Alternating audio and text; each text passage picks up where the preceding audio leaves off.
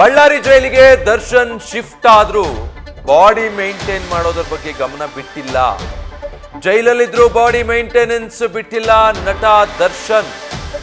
ಅನ್ನ ಬಿಟ್ಟಿದ್ದಾರೆ, ಅದ್ರ ಬದಲು ಚಪಾತಿ ಮುದ್ದೆ ಊಟಕ್ಕೆ ಮೊರೆ ಹೋಗಿದ್ದಾರೆ ದಾಸ. ಇದರ ಜೊತೆಗೆ ವಿಟಮಿನ್ ಟ್ಯಾಬ್ಲೆಟ್ಸ್ ಅನ್ನು ಕೂಡ ದರ್ಶನ್ ಸೇವಿಸ್ತಾ ಇದ್ದಾರಂತೆ.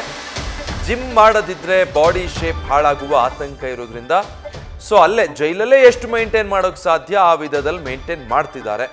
ಜೈಲಲ್ಲಿದ್ರೂ ಕೂಡ ದರ್ಶನ್ಗೆ ಬಾಡಿ ಶೇಪ್ ಹಾಳಾಗುವಂತ ಆತಂಕ ಇದೆ.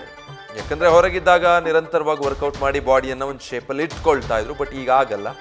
ಬಳ್ಳಾರಿ ಜೈಲಲ್ಲಿದ್ರೂ ಕೂಡ ಅಲ್ಲೂ ಕೂಡ ಬಾಡಿ ಮೇಂಟೆನೆನ್ಸ್ ಅನ್ನ ದರ್ಶನ್ ಬಿಟ್ಟಿಲ್ಲ. ಸೇವಿಸುವಂತ ಆಹಾರ ಮತ್ತೆ ಮಾತ್ರೆಗಳ ಮೂಲಕ ಬಾಡಿಯನ್ನ ಶೇಪಲ್ಲಿ ಇಡೋದಕ್ಕೆ ಟ್ರೈ ಮಾಡ್ತಿದ್ದಾರೆ. ಮಾನಸಿಕವಾಗಿ ದರ್ಶನ್ ಹೋಗಿದ್ರು ಕೂಡ ಬಾಡಿ ಮೇಂಟೆನೆನ್ಸ್ಗೆ ಮಾತ್ರ ಯಾವುದೇ ನಿರ್ಲಕ್ಷ್ಯ ತೋರಿಲ್ಲ. ಅವರ ಬಾಡಿಯನ್ನ ಹಾಗೆ ಮೇಂಟೈನ್ ಮಾಡ್ಕೊಳ್ಳೋದ್ರ ಕಡೆ ಹೆಚ್ಚು ಒತ್ತು ನೀಡ್ತಾ ಇದ್ದಾರಂತೆ.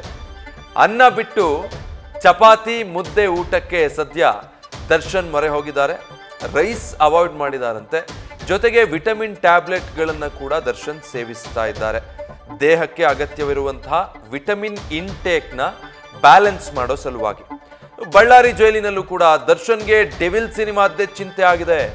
ಶೂಟಿಂಗ್ ಒಂದು ಸ್ಕೆಡ್ಯೂಲ್ ಆರಂಭ ಆಗಿತ್ತು, ಅದರ ಮಧ್ಯೆ ಈ ಕೇಸಲ್ಲಿ ಒಳಗೆ ಲಾಕ್ ಆಗಿರೋದ್ರಿಂದ ದೇಹದ ಕಡೆ ಹೆಚ್ಚು ಗಮನ ಕೊಡ್ತಾ ಇದ್ದಾರೆ ಆರೋಪಿ ದರ್ಶನ್. ಆ ಕಾರಣಕ್ಕಾಗಿ, ಯಾಕಂದ್ರೆ ಒಮ್ಮೆ ಅದು ಸಂಪೂರ್ಣವಾಗಿ ಶೇಪ್ ಹೋದ್ರೆ ಮತ್ತೆ ಹೊರಗೆ ಬಂದ್ಮೇಲೆ ಅದಕ್ಕೆ ಹೆಚ್ಚಿನ ಪರಿಶ್ರಮ ಬೇಕು, ಸಮಯನೂ ಬೇಕು. ಹೀಗಾಗಿ ಜೈಲಿನಲ್ಲೇ ಆದಷ್ಟು ಅದರ ಕಡೆ ದರ್ಶನ್ ಹೆಚ್ಚು ಕಾನ್ಸಂಟ್ರೇಟ್ ಮಾಡ್ತಿದ್ದಾರೆ ಅಂತ ರೈಸ್ ಅವಾಯ್ಡ್ ಮಾಡಿ ಚಪಾತಿ ಮುದ್ದೆ ಮತ್ತೆ ವಿಟಮಿನ್ ಟ್ಯಾಬ್ಲೆಟ್ಸ್ಗಳ ಮೊರೆ ಹೋಗಿದ್ದಾರೆ. ಆಮೇಲೆ ಸಿನಿಮಾ ಶೂಟಿಂಗ್ ಆರಂಭ ಆಗಿತ್ತು, ಅದರ ಮಧ್ಯದಲ್ಲಿ ಈ ರೀತಿ ಘಟನೆಗಳಿಂದಾಗಿ ನಾನು ಜೈಲ್ ಸೇರೋ ಹಾಗಾಯ್ತಲ್ಲ, ಡೆವಿಲ್ ಸಿನಿಮಾದ ಕಥೆ ಏನು ಅಂತ ಜೈಲಲ್ಲಿ ಕೂತ್ಕೊಂಡೆ ದರ್ಶನ್ ಡೆವಿಲ್ ಸಿನಿಮಾ ಬಗ್ಗೆ ಹೆಚ್ಚು ಯೋಚನೆ ಮಾಡ್ತಿದ್ದಾರೆ ಅನ್ನೋ ಮಾಹಿತಿ ಲಭ್ಯವಾಗಿದೆ. ನ್ಯೂಸ್ ಫಸ್ಟ್ ನಿರ್ಭೀತಿಯಿಂದ ನಿಮ್ಮ ಪರವಾಗಿ.